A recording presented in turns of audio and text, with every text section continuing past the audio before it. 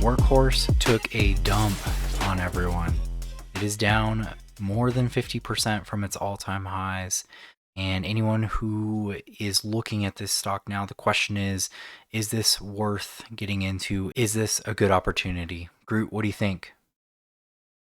Well, I think we should look into it further. What's going on, traders? Welcome to the channel. My name's John. That's Groot. We trade options here. So one of the big things that I found compelling here is that Cathie Wood and ARK Invest did buy some more Workhorse upon its drop, and they did announce earnings. Earnings was okay. It was kind of a mixed bag, but the reality is, could there be a chance of this stock going higher? I think looking at the charts is the way to go, so let's jump in and see what we got. All right, so we are looking at Workhorse, ticker symbol WKHS. We're on the daily chart, and you can already see big gap here, but it does look to be, you know, a potential resistance point if we do get back up to this in the future. And, you know, just to look at a few other things, I'm seeing another key kind of resistance level from current trading looking like right here, this bar, pretty big volume set of bars, and then you can see actually we respected this a few days ago there too at about 1979 or so.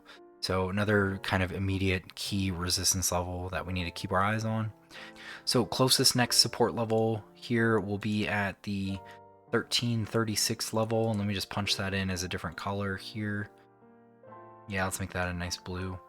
And then from there, if we go lower, you know, this could be a little trickier, but we'd probably likely fill this gap here around that $10 level.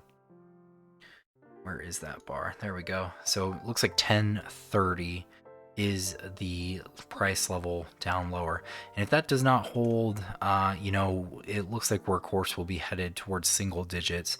And the biggest thing I'm noticing is this is good and bad, is that on the upside we saw big volume days, kind of a big volume drop, but support did hold, which is good.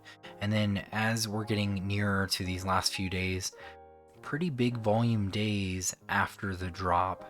And so the question is, there's a lot of kind of infighting going on between bulls and bears, and we're now forming a really nice wedge pattern here.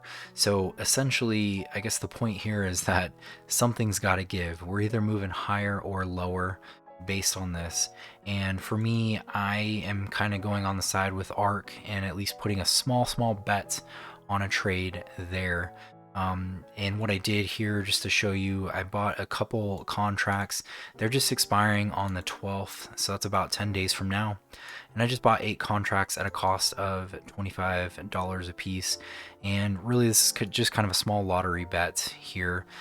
Groot and I, we trade options for income, and I use a little bit of that income that comes in weekly and monthly to put on just really speculative high risk bets. I have a very low conviction on the stock personally, but I'm willing to at least bet a couple dollars on the horse and see if it pays out on something like this. So this isn't really a key wealth building strategy, but this is a key one that if it does well, you know, that could look good on the short term here. Now, please just know, educational purposes only. I want you to see key price levels, kind of the way that my stream of consciousness flows when I'm looking at trades. And then more importantly, we also need to look at some other things. So one of the reasons that I am at least keeping the potential for a big move in Workhorse is that on 3/3, there is going to be a meeting with the post office or the postmaster, you know, general, and they're going to actually get at least a little bit of clarification. Maybe there's an opportunity that they could get some business from the post office. Maybe they could switch contracts. Who knows? There's a lot out there to digest. But the biggest reason I would say that maybe there's a chance, kind of a long shot here, is that the last few days, the Postmaster General, DeJoy, has been getting a lot of heat from lawmakers about, you know, cost savings, you know, the move that he is making within there. And I think there's always valid things. There's a lot of political theater that's going on too, but just keep in mind, if the goal is to reduce costs, then really you shouldn't have any ICE engines in your fleet whatsoever. If you just have full electric, full battery, then you almost have like 99% less maintenance to deal with. You know, no oil changes, no fancy fluids for a hybrid engine or anything like that. So that is something that could be in the works. Who knows?